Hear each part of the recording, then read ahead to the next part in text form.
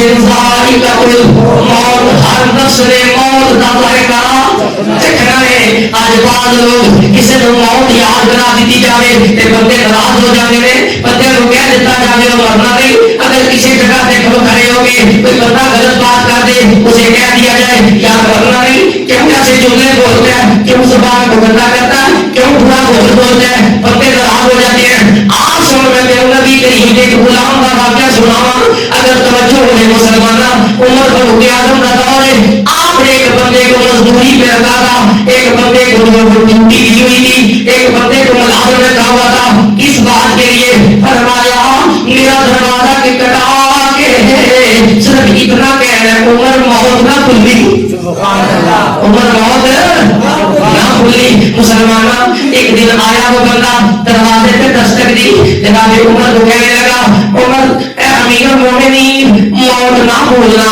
حضرت عمر فاروق اعظم باہر نکلے, فرمایا آواز لگان والے ذرا رک جانا اور ذرا ٹھہر جانا اور میرے قریب پہ آ. عرض کی کہنا چاہتے ہو؟ اے پیسے کے لیے ہاتھ رکھے. فرمایا پچھلا حساب مکمل کرنا, آج تو بعد میرے منہ میں دیکھ لو کہ انج کی آواز نہ لانی. عرض کی تھی بالکل آسان کی نوکری تھی.